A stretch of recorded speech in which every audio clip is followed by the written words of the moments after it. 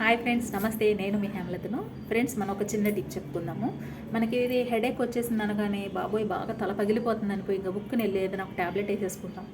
ఆ ట్యాబ్లెట్ వల్ల ఏంటంటే మనకి చాలా ఇబ్బందులు వస్తూ ఉంటాయి. అంటే ప్రస్తుతానికైతే మనకి పనిచేస్తుంది, కానీ ప్రతి తలనొప్పి లేదా బాడీ పెయిన్స్ వచ్చేసిందని కనుక బుక్ని వెళ్ళి ట్యాబ్లెట్ వేసుకోవడం వల్ల మన బాడీకి అనేది ఎప్పుడైనా అవసరార్థ సమయంలో అనేది ట్యాబ్లెట్స్ని కొంచెం పవర్ తగ్గిస్తుందండి మన బాడీ. కాబట్టి ఈ చిన్న చిట్కాని మనం చేద్దాం. ఏంటంటే ఇప్పుడు మనకి ఈ తల పగిలిపోతుంది అనుకోండి, ఈ హెడ్ పై భాగం ఇదంతా కూడా పట్టేసేసి బాగా తలపోటు వచ్చేసింది అనుకోండి, అప్పుడు మనకి ఫుడ్ సరిగా మనం తినట్లేదు.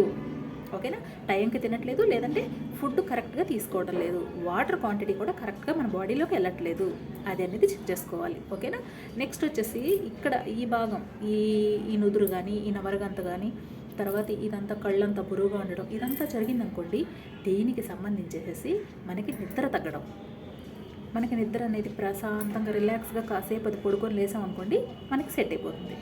అలా కాదు, ఈ వెనకంతా చిన్న మెదడు దగ్గర అంతా నొప్పి వచ్చేసి ఈ వెనక పుచ్చభాగం అంతా కూడా బాగా పట్టేసేసి మెండారాలంతా లాగేసినట్టుంది అనుకోండి, దానికి వచ్చేసి రిలాక్స్ లేకపోవడం, ఎక్కువగా వర్క్ చేయటం, లేకపోతే ఫోన్ ఎక్కువ చూడటం, లేకపోతే ఏదైనా కేంద్రీకరించి అలా చూడటం, లేదా ఎక్కువగా ఆలోచించడం, ఎవరి మీదైనా కోపం ఉండడం, బాగా స్ట్రెస్ లోపల ఉండడం, దానివల్ల ఏమవుతుందంటే ఇదంతా కూడా ఈ బరువు ఆ ఫీల్ అంతా కూడా ఈ భాగం మీద పడుతుందన్నమాట.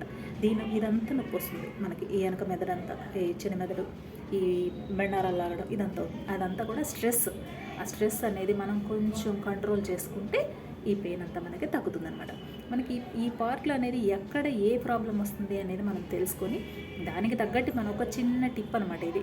అలా రెమెడీ చేసుకున్నాం అనుకోండి, మనకి ట్యాబ్లెట్స్తో పని ఉండదన్నమాట. ఓకేనా ఫ్రెండ్స్, ప్రతి చిన్న దానికి మనకి ట్యాబ్లెట్స్ అవసరమా? మనమే అనేది ఒక చిన్న టిప్స్ పెట్టుకున్నాం అనుకోండి, మనం కొంచెం రిలాక్స్ అవ్వచ్చు. ఓకేనా ఫ్రెండ్స్, థ్యాంక్ యూ. నమస్తే.